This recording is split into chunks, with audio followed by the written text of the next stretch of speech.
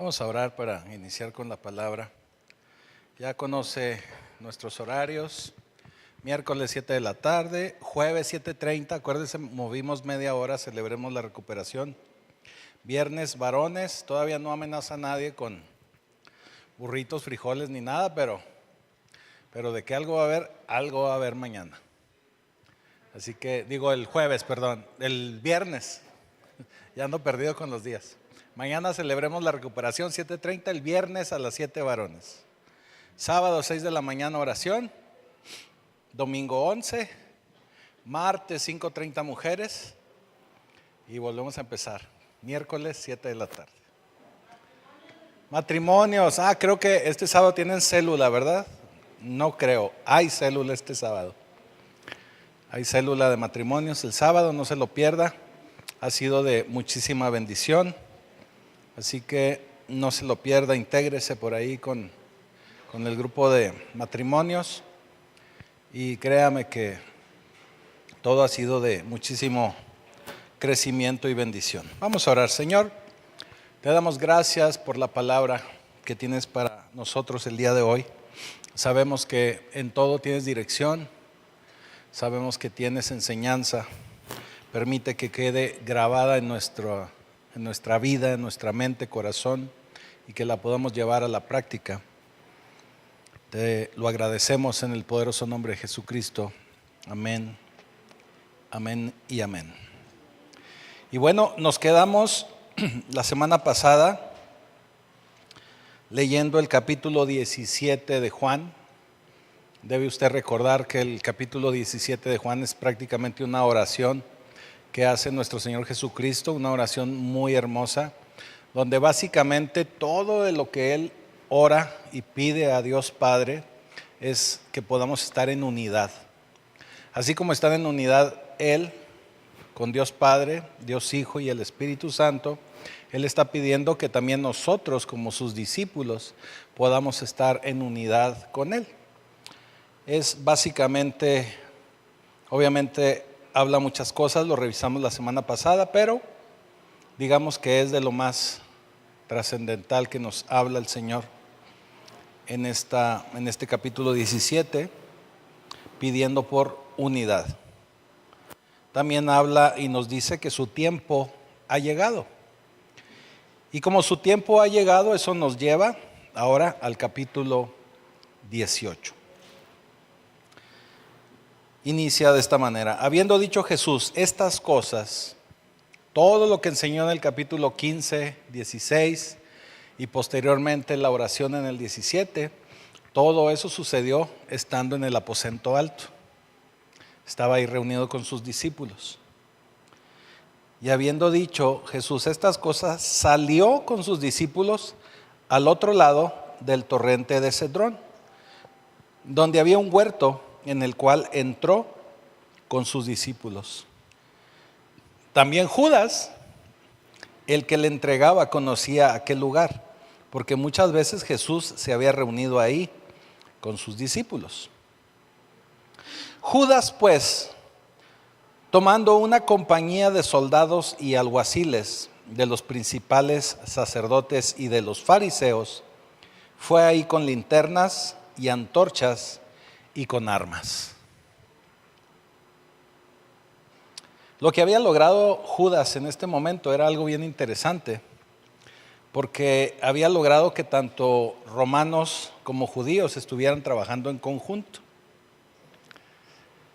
Eran grupos antagónicos que normalmente no se unían para hacer nada juntos, para trabajar juntos. Pero en esta ocasión sí lo estaban haciendo. Los judíos no toleraban a los romanos. Sentían que si se juntaban con ellos les iban a salir ronchas. Decían, no, estos son de Morena, ni me junto con ellos. Decían. Algo así. Obviamente los judíos eran básicamente esclavos de Roma. Odiaban estar bajo el dominio de Roma. Pero en este punto habían llegado a la decisión que odiaban más a Jesús que a Roma. Por eso se habían unido para atrapar a Jesús. Estuvieron dispuestos a unir sus fuerzas Y ellos vienen y Jesús, conociéndolo todo y lo que vendría a él, se adelantó. Y dice en el versículo 4, pero Jesús, sabiendo todas las cosas que le habían de sobrevenir, se adelantó y les dijo, ¿a quién buscáis? Versículo 5, le respondieron, a Jesús Nazareno. Jesús les dijo, yo soy. Dos palabras únicamente les dijo el Señor. Y estaban también con ellos Judas, el que le entregaba. Pero cuando les dijo Jesús, yo soy, retrocedieron y cayeron a tierra. Wow. Solo les dijo dos palabras, yo soy. Jesús podía y tenía la capacidad y el poder de hacer alguna cosa que fuera insignificante para él y simplemente derribarlos, acabar con ellos. Simplemente pronunció la palabra yo soy. Y sabemos que durante todo este recorrido que hemos visto de Juan, varias veces lo dijo, yo soy. Pero en esta ocasión lo dijo con tanto poder, con tanta autoridad, que fue como cuando los judíos le debatían acerca de Abraham y decía, antes de Abraham, yo soy. No dijo yo era, dijo yo soy. También fue el nombre que le dio a Moisés, con el que se presentó a su pueblo por medio de Moisés. Eso significa que cuando él dijo yo soy, toda la deidad de Jesús se manifestó de tal fuerza y de tal poder que los hizo retroceder y cayeron. Todo el poderío del Señor en ese momento. Versículo 7, volvió pues a preguntarles. Pues ya estaban ahí en el suelo, ¿verdad? Prácticamente. ¿A quién buscan? Y ellos dijeron a Jesús Nazareno, y Jesús respondió, os he dicho que yo soy. Pues si me buscáis a mí, dejad ir a estos. Dejen que estos se vayan. O sea, me quieren a mí, que estos que están conmigo se vayan. Versículo 9, para que se cumpliese aquello que habían dicho, de los que me diste no perdí ninguno. O sea, esto lo dijo para cumplir con esa palabra. Esto nos muestra a nosotros y nos enseña a nosotros esa protección que Dios pone sobre nosotros. Cuando nosotros estamos bien con el Señor, cuando nosotros estamos justificados con el Señor, Él nos cuida, Él nos protege. Y aunque haya situaciones difíciles como estas donde vinieron a aprenderlo, nosotros podemos ser fácilmente libres. Que nos pasa esa situación y no nos toca. Cuando estamos en esa voluntad del Señor, vuelvo a decirlo, estamos cubiertos. Obviamente, a menos de que el Señor diga lo contrario para que se cumpliese alguna palabra. Pero en esta ocasión, la palabra de Él y la oración de Él, de nuestro Señor Jesucristo, fue que a ellos nada les pase. Versículo 10. Entonces Simón Pedro, ya ven cómo es Pedrito, que tenía una espada y no hallaba dónde usarla. Aquí traigo la espada. La desenvainó e hirió al siervo del sumo sacerdote y le cortó la oreja derecha. Y el siervo se llamaba Malco.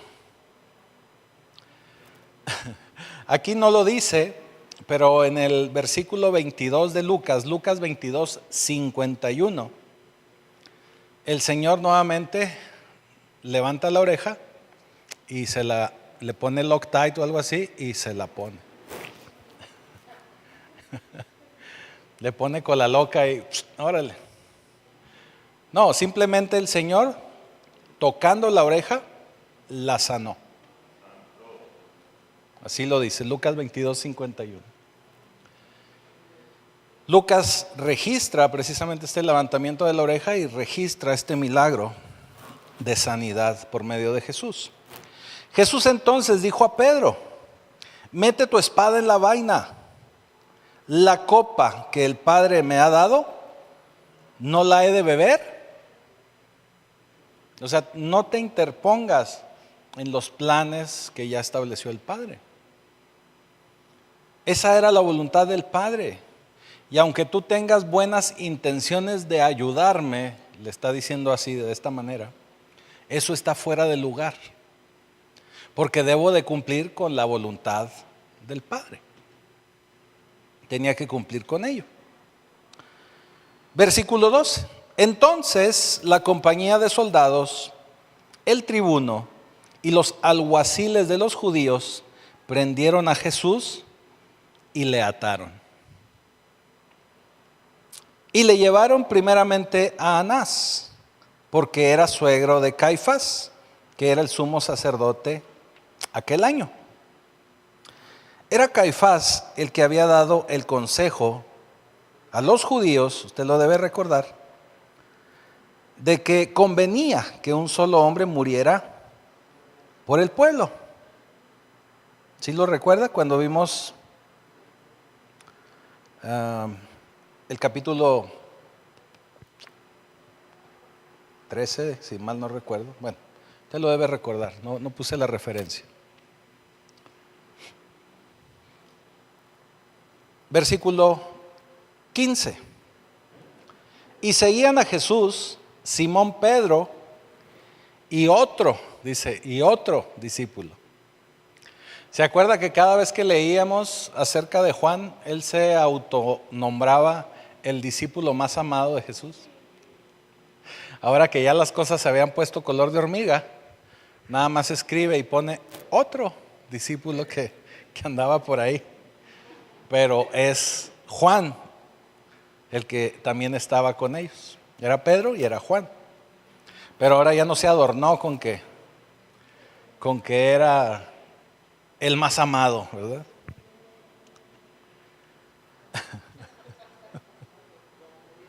Definitivamente no se identifica en este momento como el más amado.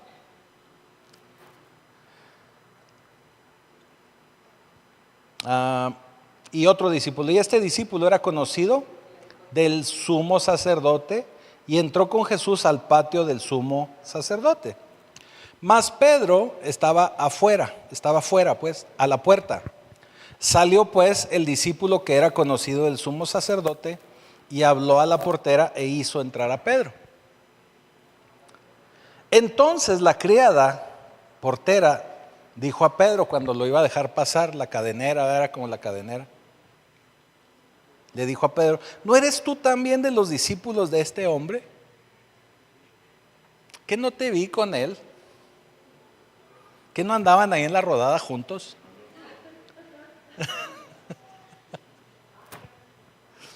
Y dijo él, no lo soy.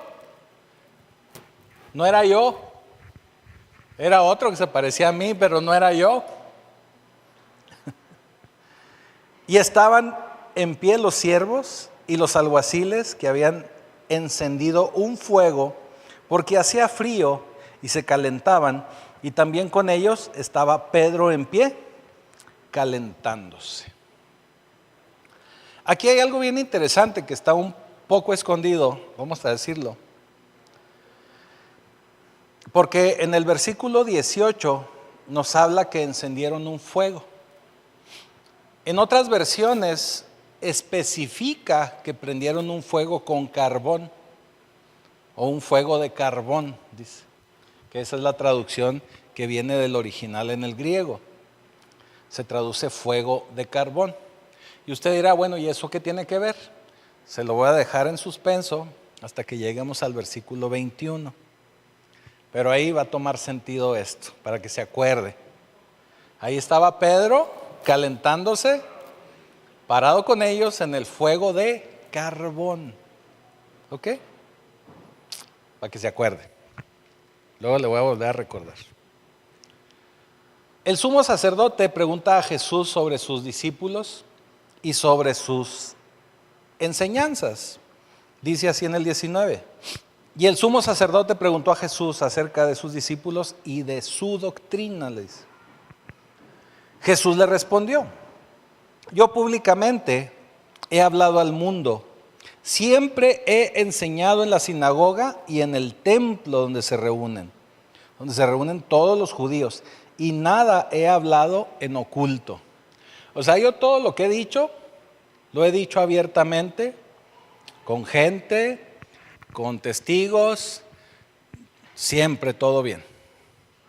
No tenía que haber espionaje telefónico ni nada de eso que hay ahora. Todo lo dijo abiertamente. No es un secreto, todo lo que dije lo hablé públicamente. ¿Por qué hace esta referencia, Salud? ¿Por qué hace esta referencia a Jesús?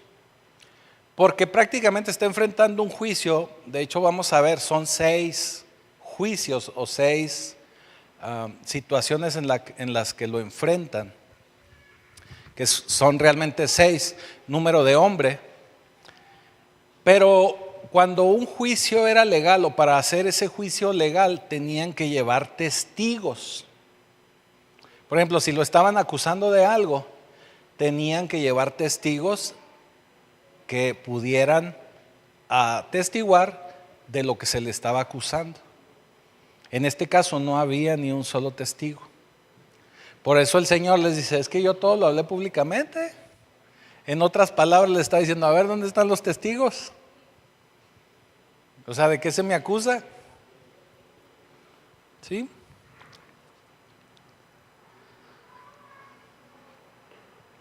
(21) ¿Por qué me preguntas a mí?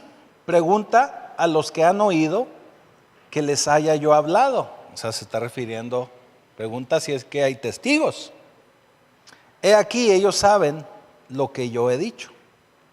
Cuando Jesús hubo dicho esto, uno de los alguaciles que estaba ahí le dio una bofetada, diciendo, ¿así respondes al sumo sacerdote? Cuando estaba yo leyendo esto ahorita en la tarde, que estaba repasándolo, ay, híjole, sentía hasta feo, ¿verdad? Imagínense darle una bofetada a Jesús. Jesús le respondió, si he hablado mal, testifica en qué está el mal. Y si bien, ¿por qué me golpeas? Si este juicio hubiera sido legítimo, habrías traído testigos, les está diciendo. Anás entonces lo envió atado a Caifás, el sumo sacerdote. Pero en lo que van trasladando a Jesús, ahora nos regresamos otra vez con Pedrito. Versículo 25. Estaba pues Pedro en pie, calentándose, y le dijeron, ¿no eres tú de sus discípulos? Y él inmediatamente negó y dijo, no lo soy. No lo soy. Uno de los siervos del sumo sacerdote, pariente de aquel a quien Pedro había cortado la oreja, le dijo, ¿no te vi yo en el huerto con él? O sea, ¿no eras tú el de la espada? El que andaba ahí de montonero y envalentonado con la espada, haciendo pintas ahí por la universidad. Y Pedro negó otra vez. Y enseguida cantó el gallo. Wow. Pues inmediatamente Pedro recordó aquella profecía que le dio el Señor y que le dijo, Pedrito, no te hagas el valiente. No va a cantar el gallo 3 veces para cuando ya me hayas negado. Versículo 28. Llevaron a Jesús de casa de Caifás al pretorio. Era de mañana y ellos no entraron en el pretorio para no contaminarse. No se me vaya a pegar aquí algún bicho, ¿verdad? De los romanos. Y así poder comer la Pascua. Es que ahí viene la Pascua, hay que comer cordero. Y pues si me contamino, me enfermo o algo, pues no voy a poder festejar. No voy a poder ir a la cena y a la pachanga de la Pascua. Entonces salió Pilato a ellos y les dijo, ¿qué acusación traéis contra este hombre? O sea, ¿de qué le están acusando a este hombre?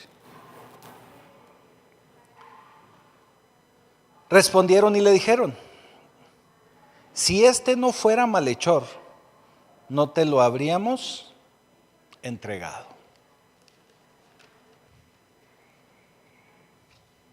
Entonces les dijo Pilato: tomadle vosotros y juzgadle según vuestra ley.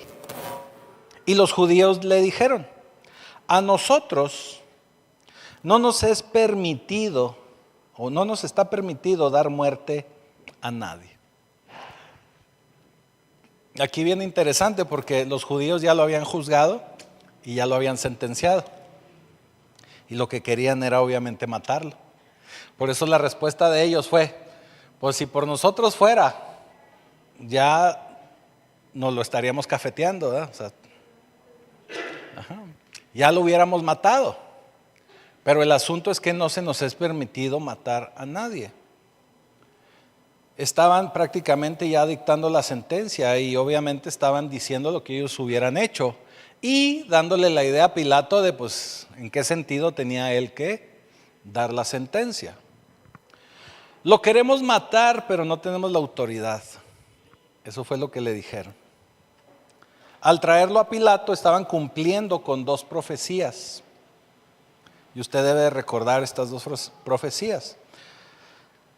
La principal y la que tenemos muy clara es una profecía donde él tiene que morir físicamente y que va a morir en manos de gentiles para posteriormente resucitar. Pero también hay profecía que viene por medio de Isaías, donde el pueblo de Israel, los judíos, van a caer en una muerte espiritual. O sea, básicamente a partir de este sacrificio de Jesús, de su muerte y resurrección, el Señor empieza a trabajar con el pueblo gentil, o sea, hace nosotros, y al pueblo de Israel lo pone en pausa. Porque el pueblo de Israel hasta este año 2025 sigue sin recibir al Mesías. Ellos siguen esperando recibir al Mesías.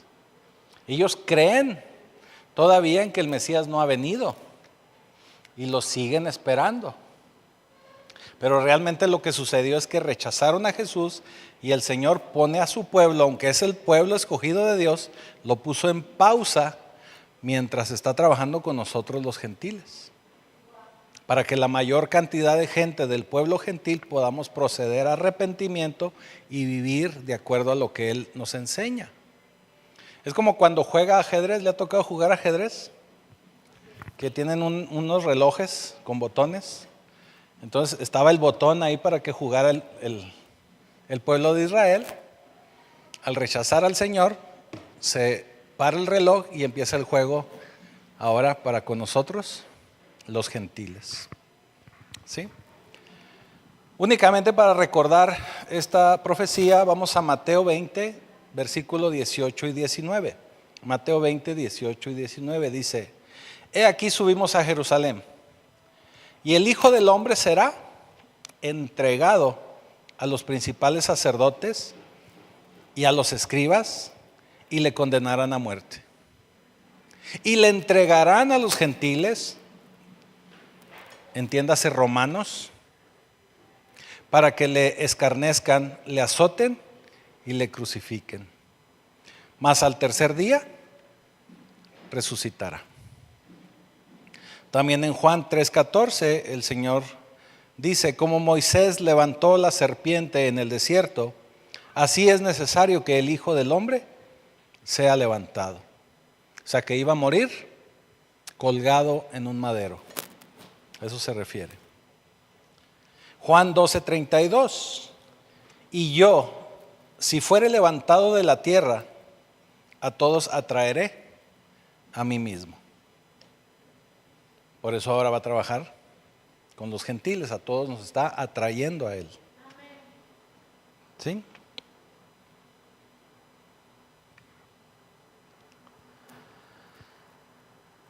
Versículo 32: para que se cumpliese la palabra que Jesús había dicho, dado dado a entender de qué muerte iba a morir. Todo esto que acabamos de leer. Versículo 33. Entonces Pilato volvió a entrar al pretorio y llamó a Jesús y le dijo: ¿eres tú el rey de los judíos? Porque eso es lo que le decía los fariseos, ¿verdad? ¿Eres tú el rey de los judíos?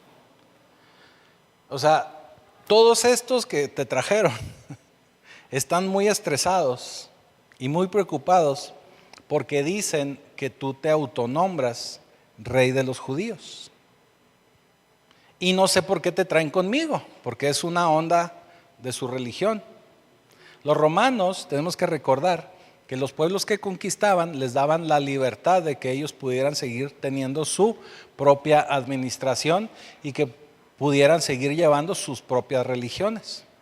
Por eso el pueblo romano estaba tan plagado, tan lleno de mucha idolatría y de muchas creencias, porque todos los pueblos conquistados pues le iban abonando de mucha revoltura de creencias. Entonces básicamente eso hacían los romanos. Entonces los romanos no se metían con nada relacionado con religión, con creencias.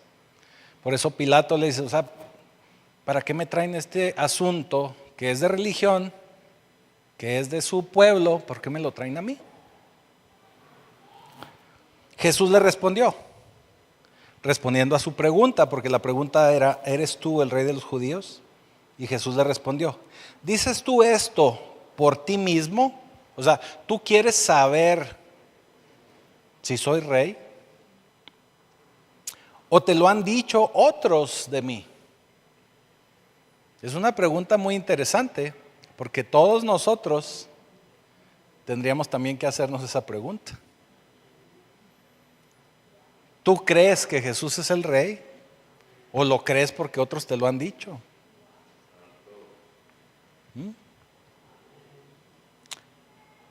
Pilato respondió. Pilato respondió, ¿soy yo acaso judío? O sea, ¿acaso soy judío? Tu nación y los principales sacerdotes te han entregado a mí. ¿Qué has hecho? ¿Qué has hecho? Obviamente el Señor le decía, todo esto que me preguntas si soy rey, ¿me lo preguntas para que te dé una respuesta a ti? ¿O para que tú me preguntes y yo conteste y estos que están aquí acusándome tengan herramientas para seguir acusándome de algo? Y seguía Pilato pensando, ¿por qué me traen a mí estas cosas? Son situaciones de su creencia, de su religión. Y responde Jesús, aquí se pone interesante. Respondió Jesús, mi reino no es de este mundo. Una respuesta llena, cargadísima. De hecho, en una ocasión, solo en esta porción, dimos toda una predicación, no sé si usted la recuerda. Aquí hay mucho que explicar, pero él está diciendo, él lo que nos está diciendo, mi reino, dice, no es de este mundo. O sea, él está aceptando que si tiene un reino, que sí hay un reino y que sí lo tiene él, entonces por lo tanto él está asumiendo y respondiendo que sí es un rey. Que sí es un rey. Él dice, sí soy un rey y tengo un reino, pero no es de aquí, ni de Valsequillo, ni de Parral. No es de aquí. Está aquí porque gobierna nuestro mundo físico, pero no es de aquí, no emana de aquí. En otras palabras, él, o sea, el reino es la fuente de mucho de lo que pasa en nuestro mundo, pero la fuente no es la tierra. Lo que pasa en el mundo físico no es la fuente. Y tampoco emana de los judíos. No es de este mundo, viene de otra parte. Eso ya lo explicamos en toda una predicación. Estamos hablando del reino de los cielos. Que el reino de los cielos impacta aquí en este plano, a nuestra tierra, pero no es de esta tierra. ¿Sí? Y sigue diciendo, si mi reino fuera de este mundo, mis servidores pelearían para que yo no fuera entregado a los judíos. Pero mi reino no es de aquí. Y eso se sigue poniendo bien interesante. Porque le sigue diciendo, mi reino no es de aquí. O sea, si mi reino fuera de aquí, yo utilizaría los mismos medios que la gente de aquí utiliza. O sea, así como ustedes en lo físico pelean y se desgarran y se matan por los reinos de la tierra, pero mi reino no es así. Si mi reino fuera de esa manera, mis servidores, mis discípulos estarían peleando para rescatarme, simplemente para que no fuera yo entregado. Mis siervos estarían luchando, pero no, mi reino no es de aquí. Simplemente tuve que detener a uno de mis siervos que sacó una espada, hasta les regresé una oreja que estaban perdiendo, para que se den cuenta que mi reino no es de aquí. Mis métodos no emanan de la tierra. O sea, esto es bien interesante porque si nosotros entendemos esta parte, que el reino de Dios emana de los cielos, que es el reino de los cielos, nosotros como discípulos de reino, como cristianos de reino de los cielos, tenemos que utilizar los métodos del reino. Mucha gente quiere un reino y quiere el reino de los cielos y quiere que el reino de los cielos venga a su vida y que esté en favor de su vida, pero quieren utilizar los medios de la tierra. Es lo que normalmente nosotros decimos, que vivimos con un pie en el mundo y el otro pie queremos estar viviendo en el reino de los cielos. Y no es así, no se puede vivir de esa manera. Mi reino viene de una fuente espiritual, así que uso una metodología espiritual, es lo que les está diciendo. Lo que hacemos es querer la fuente espiritual del reino de los cielos, pero seguimos utilizando y viviendo según los métodos del mundo. ¿Sí? ¿Nos vamos entendiendo? Cuando alguien vive de esa manera, queriendo vivir en el mundo, con los medios del mundo, los métodos del mundo, y queriendo el favor de Dios, del reino de los cielos, es considerada una persona de doble ánimo. Porque quiere vivir en dos mundos al mismo tiempo. Mire lo que dice Santiago 1, versículos 6 al 8.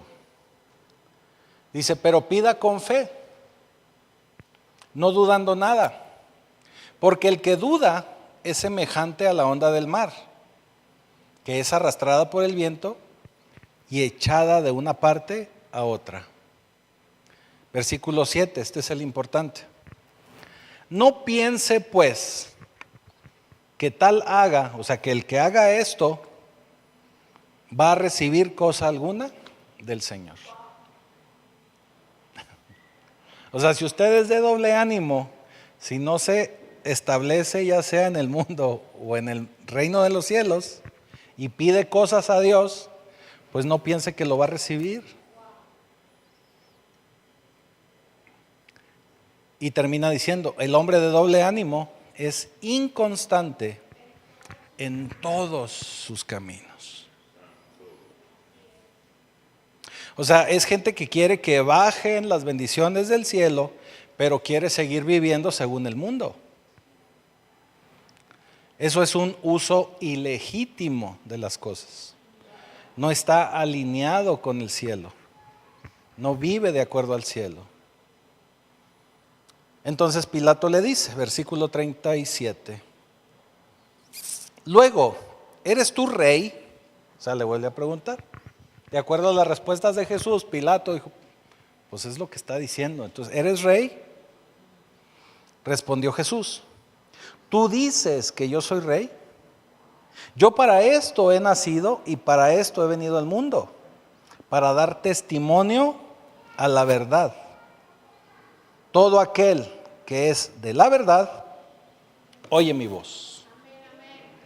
Y aquí se vuelve a poner muy interesante. Porque aquí Pilato hace la pregunta del millón. De los 64, eran 64,000 pesos, ¿verdad? Pero ahora deberían de ser 64 millones. Hace la pregunta interesante. Pilato pregunta, ¿qué es la verdad? Entonces, ¿qué es la verdad? De esto también tenemos por ahí una prédica. Búsquela, ahí está en YouTube. Nos vemos el domingo. No sé. No, pero sí hay una prédica de esto también. ¿Qué es la verdad? Y mire, y esta pregunta, por eso hice tanto énfasis, porque sigue siendo una gran pregunta hoy en nuestra vida actual. ¿Qué es la verdad? Porque hay muchísima gente que no sabe aún vivir en la verdad, que no conoce la verdad. Por eso hay gente que quiere contar su verdad, y mi verdad, y esa es su verdad, pero no es la verdad. O sea, cada quien vive en su verdad, pero no es la verdad absoluta.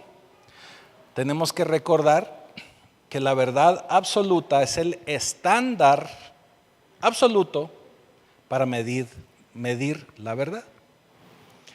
O sea, ¿cómo podríamos saber si algo es verdad o mentira? Tomando en cuenta un parámetro absoluto, estilo, un parámetro de calidad o no sé si me estoy explicando. Como si fuera a hacer un ISO 9000 acerca de la verdad. El estándar, ¿verdad? El estándar absoluto. Pues solamente esa verdad es Dios. Y Dios, conocemos la voz de Dios por medio de su palabra. Por lo tanto, la única verdad es la Biblia, es la palabra de Dios. Esa es la verdad absoluta. Entonces, lo que usted piense, lo que usted crea, lo que usted opine, no es la verdad. Si va en contra de lo que dice la palabra de Dios, entonces no es la verdad. No tiene usted la verdad.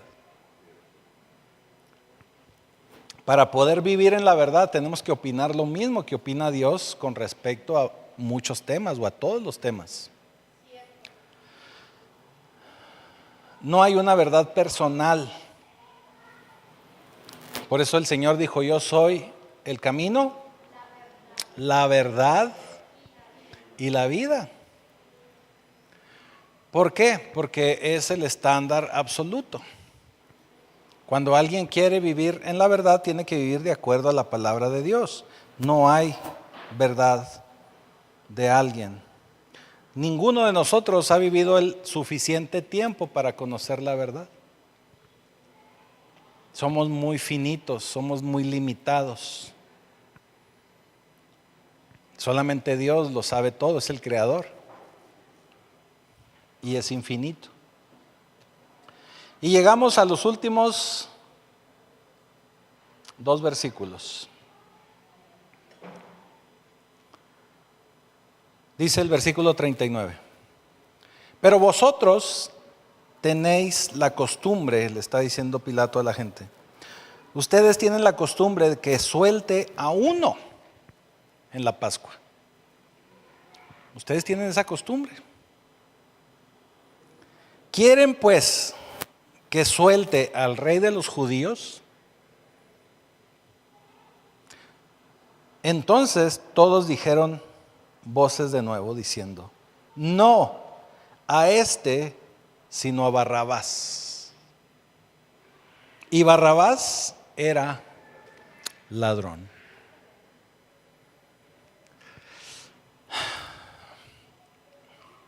La gente sigue escogiendo mal. Todavía. Todavía sueltan a Barrabás y si les dan beca del bienestar, pues con más ganas. Barrabás, tenemos que recordar que Barrabás, sí, aquí dice era un ladrón, pero Barrabás pertenecía a un grupo rebelde llamados los celotes. No elotes, que no les vaya a dar hambre, no, no elotes, celotes. Ni tampoco son celos de esos de, ay, no. Celotes se llama, con Z. Era un rebelde que mataba romanos. Era gente que andaba, haga de cuenta como cuando un grupo revolucionario anda en la sierra y está en contra del gobierno. Así eran los celotes. Ellos luchaban en contra del dominio romano. Eran revolucionarios. Creo que uno de los líderes se llamaba Che Guevara. No sé. No sé qué era, pero era de ese tipo de rebeldes, vamos a decirlo así. Entonces lo que hizo el pueblo es que escogieron entre el Mesías y un asesino, un ladrón asesino, un rebelde. ¿Por qué? El pueblo lo que buscaba era una liberación física. Seguimos viviendo en la inmediatez, por eso le digo que esto sigue más vigente que nunca. La gente lo que quiere es sentir que trae dinero para irse a comprar unos elotes. Aunque el resto de la semana no tenga para comer, ni tenga medicinas, ni tenga servicio médico, ni tenga nada. Seguimos viviendo de esa manera. El pueblo judío en ese momento lo que querían era una liberación física de Roma. Querían libertarse de Roma. Querían una liberación política, una liberación social. Y eso era lo que representaban los celotes. Era lo que aspiraban. No estaban dispuestos a entender y aceptar una liberación espiritual. O sea, si alguien se ponía y les explicaba algo espiritual, no lo iban a entender, ni lo querían entender. Lo que querían era una liberación física. Pero déjeme le digo una verdad de reino. Y ojo con esto. La gente que prefiere lo físico sin lo espiritual, o que simplemente prefiere lo físico y no lo espiritual, no va a recibir ninguna de las dos. Es una verdad bíblica. El pueblo judío en el año 72 después de Cristo fue destruido. Toda Jerusalén fue destruida, no quedó piedra sobre piedra, dice la profecía. Entonces no recibieron liberación romana, no recibieron liberación física y obviamente como rechazaron al Mesías tampoco recibieron liberación espiritual. Y tan no recibieron nada que nosotros ahora en este 2025 y a través de la historia podemos ver todos los éxodos y todas las devastaciones que ha existido del pueblo judío hasta nuestros días. Hasta el año 69 que se volvió a formar el Estado de Israel. Y aún así siguen en guerra tras guerra. ¿Sí se da cuenta? ¿Por qué? Porque quieren lo físico y no lo espiritual.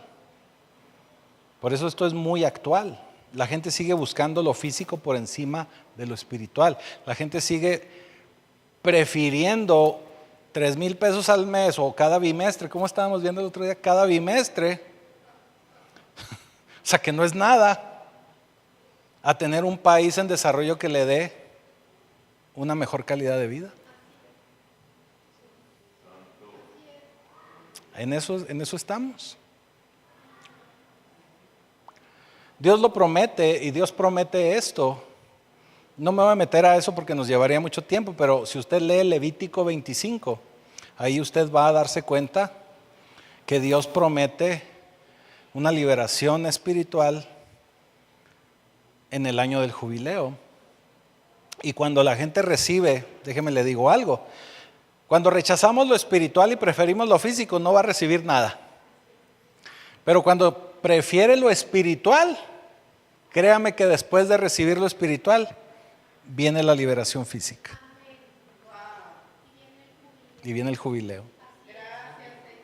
Eso significa que usted tiene que lidiar primero con lo espiritual. Por eso así está establecido para llegar a Cristo, que primero tenemos que arrepentirnos. Por eso dice, arrepiéntanse. Tenemos que lidiar con nuestro pecado. Y después de lidiar con nuestro pecado, viene ahora sí la gracia, la misericordia, el amor de Cristo. Y eso nos va a llevar a una satisfacción en lo espiritual y en lo físico también. Así como prospera tu alma, exactamente. En otras palabras, tiene que lidiar con lo espiritual y finalmente va a obtener lo físico también. Y el 25. Y en lo físico estamos hablando de alguna situación social o política que usted esté luchando. Ahora, ojo con esto. Nosotros como país estamos viviendo actualmente una situación muy difícil. Que la verdad se ve como que ojo de hormiga, cómo volver a salir de aquí, cómo salir de esta situación. ¿Qué tenemos que hacer? Orar. Es la única manera. Que la gente empiece a abrir los ojos, que la gente se empiece a dar cuenta en lo que estamos cayendo. Y sobre todo que la gente empiece a acercarse a Dios. Por eso es tan importante ese versículo que dice, si mi pueblo se humillara y si regresara a mí. Eso es lo que necesita este país, México.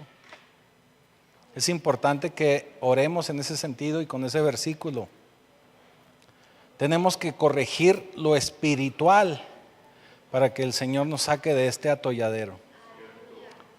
Y créame que mucho de este atolladero es porque se le entregó el país a fuerzas espirituales oscuras. Simplemente se alejaron de Dios.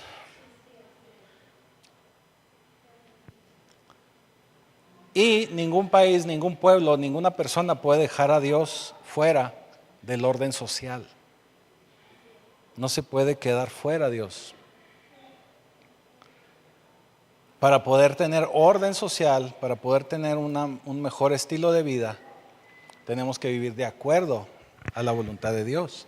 Y una de esas voluntades de Dios, ojo con esto, también de esto ya prediqué el año pasado que estábamos en año electoral, pero cuando le vuelva a tocar ir a votar, usted tiene que ver y fijarse muy bien que por lo que está votando tenga valores cristianos, tenga valores bíblicos. Olvídese ya de cristianos, bíblicos. ¿Qué quiere decir? Lo más básico y lo más sencillo, que estén en contra del aborto, que estén a favor de la familia, que tengan valores, que verdaderamente den fruto. Porque mire, ya tuvimos a una persona y todavía tenemos a otra persona que dice mentira tras mentira. Y no tenemos fruto. No vemos fruto por ningún lado. Entonces tenemos que abrir los ojos a eso. Porque nos será demandado. Nos será demandado, exactamente. Y va a haber mucha gente, como en este tiempo, que va a preferir lo físico, va a preferir a Barrabás que al Mesías, pero tenemos que hacer nuestra parte aún así. Y bendita sea la nación cuyo Dios es Jehová. Así es, amén.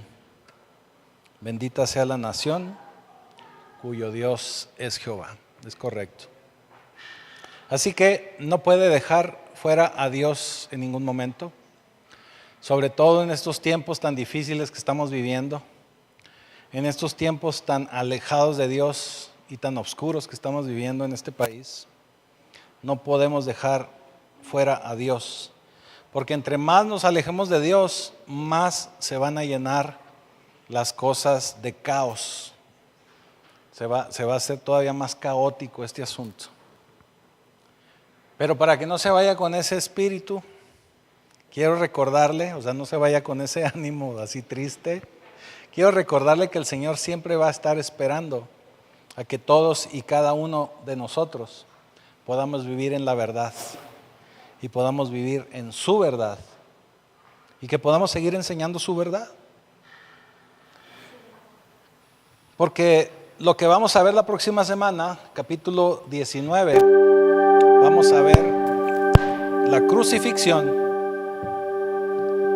pero también en el capítulo 20 vamos a ver su resurrección. Y todo esto que el Señor tuvo que padecer es para que tú, para que yo, cada uno de nosotros, podamos hoy tener esa esperanza de vida eterna en el Señor. Y si nos acercamos a Él en su verdad y con un corazón dispuesto, créeme que podemos lograr que esta nación cambie, que tu vida cambie, que tu familia esté diferente, que podamos hacer una diferencia en la vida de mucha gente. ¿Sí? Así que ponte de pie, vamos a orar.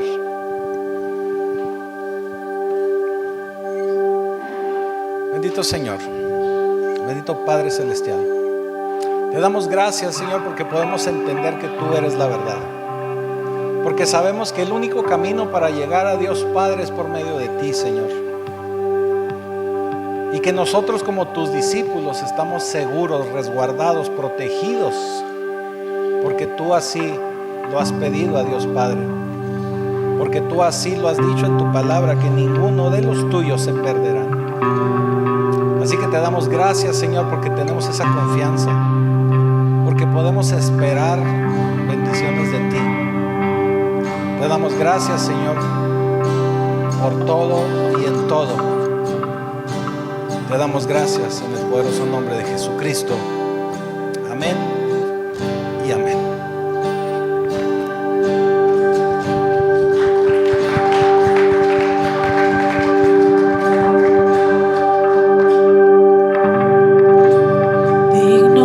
Recibir toda adoración, digno de recibir hoy esta canción, digno de entregarte mi corazón, vivo por ti.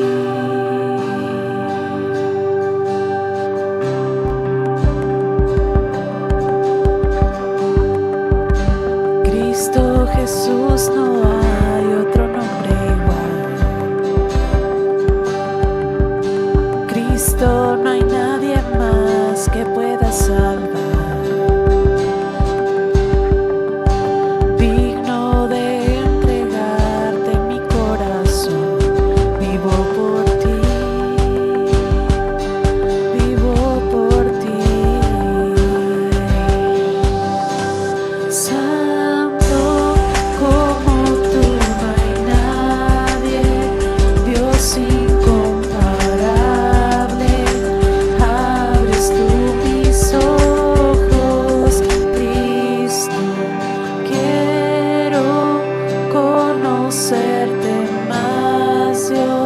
Ser lleno de ti hoy y llevar tu amor al mundo.